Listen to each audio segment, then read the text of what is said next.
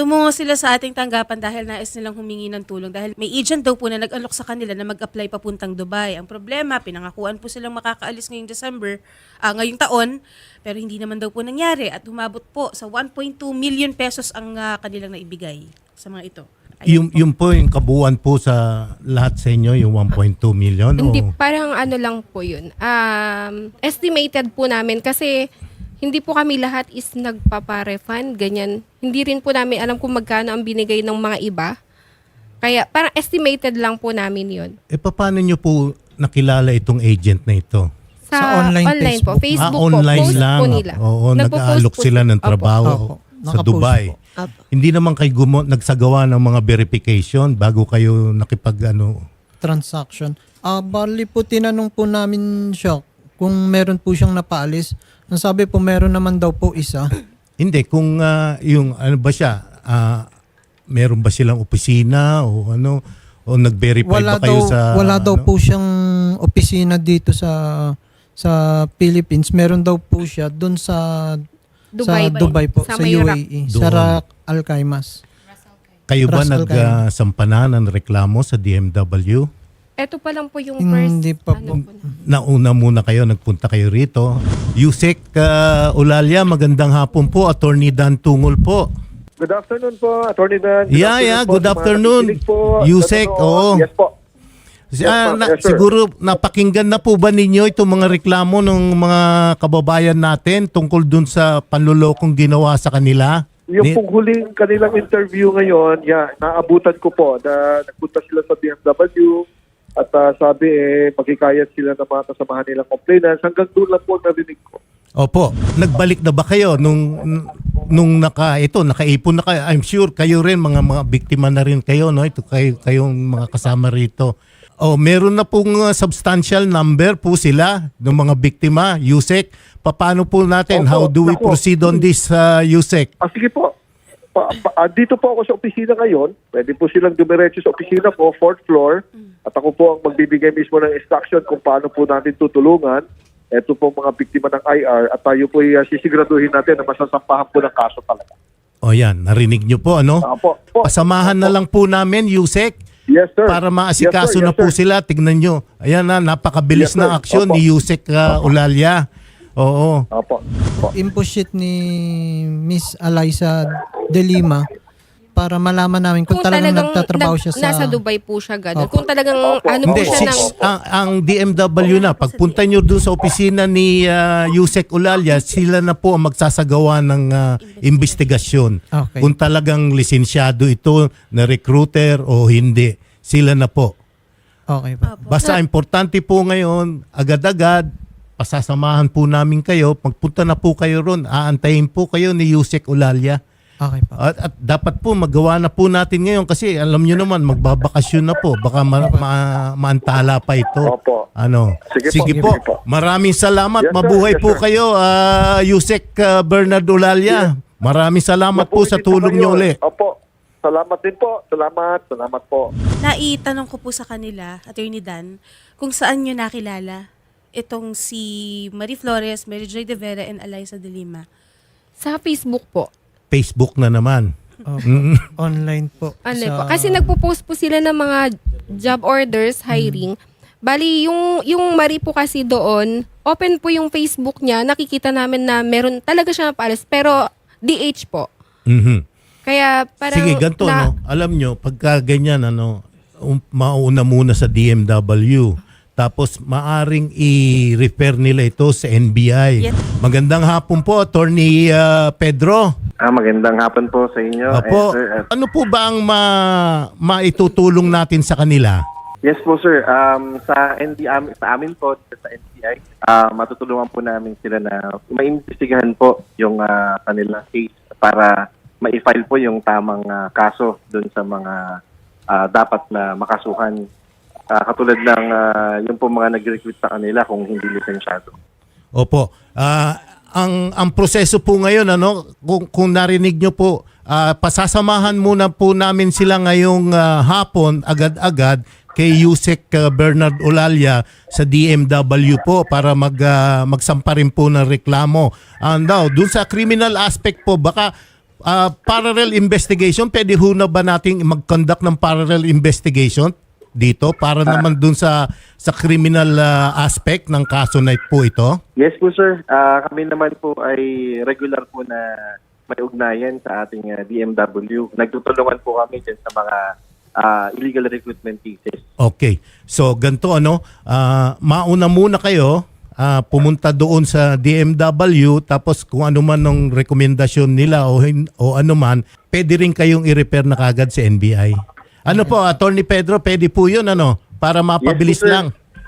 Yes po sir, punta lang po sila dito sa aming opisina para makuha po namin sila ng kanilang mga salaysay. O, yun.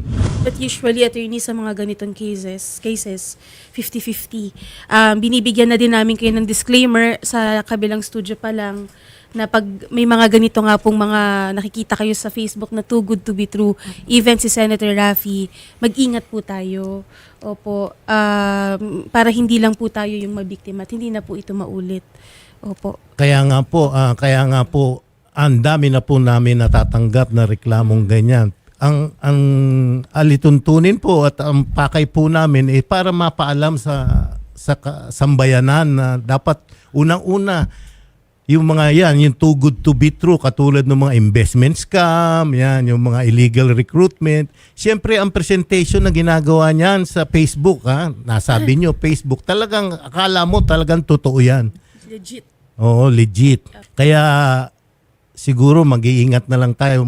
Ngayon, ipursue po ninyo yung kaso ninyo. Huwag nyo pong tigilan yun. Kung sakali man po na hindi namin mabawi, makuha lang po namin yung hustisya talaga para hindi na po sila makapang-biktima ulit. I'm sure. Pag punta nyo sa DMW, makakakuha kayo ng hustisya, lalo na pag ni-repair pa kayo, nag-conduct ng parallel investigation ng NBI, sigurado, normally pagka ganito, alam mo, ang advantage lang yan, pipilitin niya na masampahan ng kaso na no bail yan. May sinasabi po sila sa amin na malakas po yung loob nila, sinasabi na magsumbong kayo kahit kanino nyo. Hindi, parati naman sinasabi yun Hanggat hindi nila nakukuha pera nyo, ipapangako na langit at lupa. Langit at lupa ipapangako. Tapos pagka tinatakot nyo na, sasabihin, sige magsumbong ka kahit na kanino. Opo, ganun. Oo.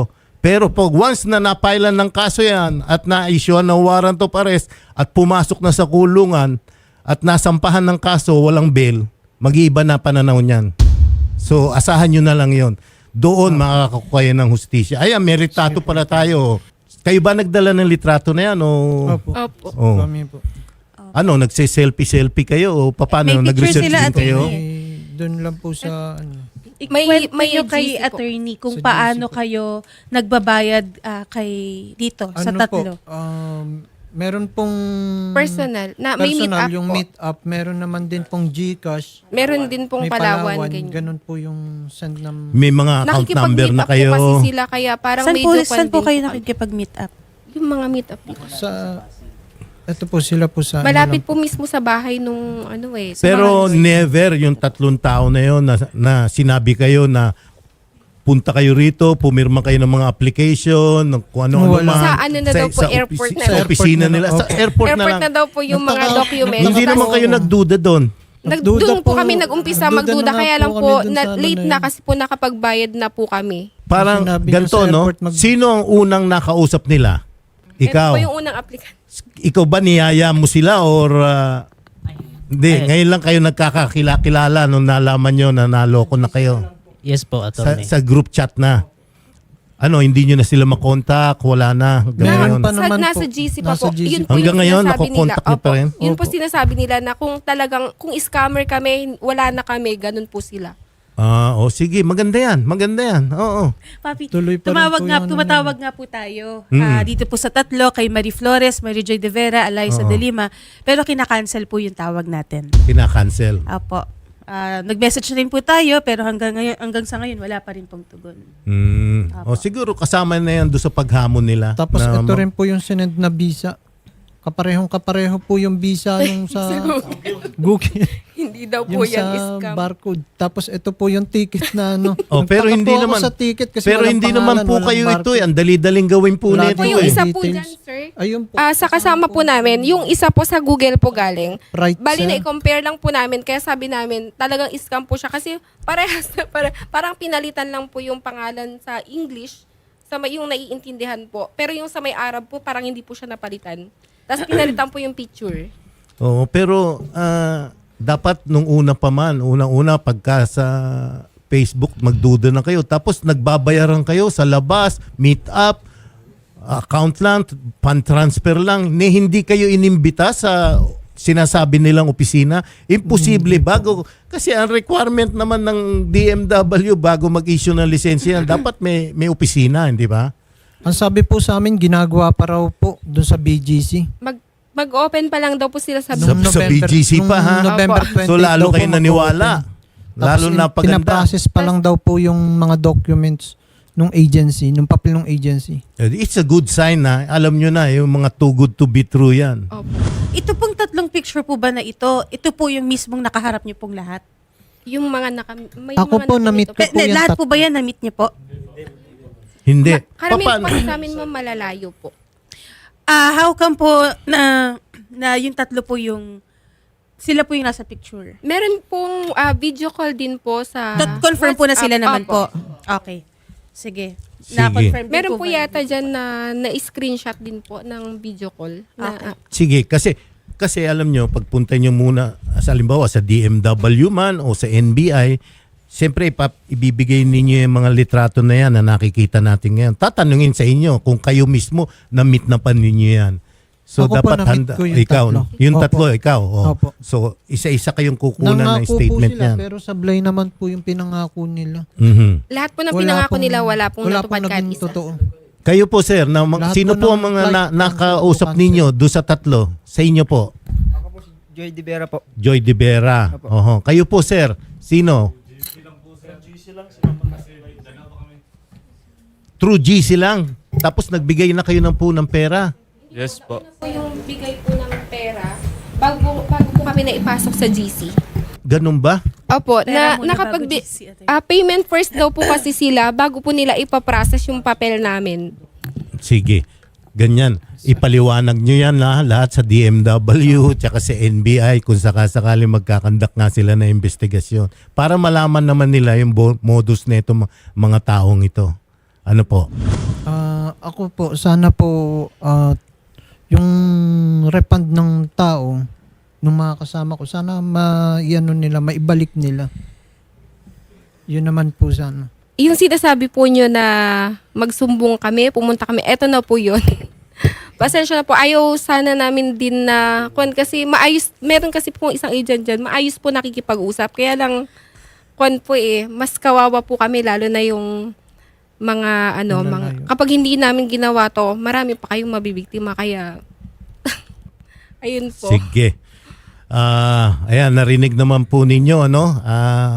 Mary Joy, Marie at Eliza. Tinanggap na po yung hamon ninyo. Nandito na po sila sa Wanted sa radyo. Asahan din po ninyo kayong tatlo na hindi ho namin tatantanan ito dahil dun sa ginawa niyong paghamon sa kanila. Ano po, maggagawa constantly, monitor po namin yon. Hihingi po kami ng update sa DMW at hihingi rin kami ng update sa NBI kung sakasakali mapunta ron ang kaso ninyo. Asahan nyo po, tututukan po namin ito, no? Maraming salamat Maraming po. salamat sa pagtitiwala ninyo. Thank you Salamat din po, Atty. magandang hapon po. Kausapin po namin kayo sa kabilang studio. Thank you po.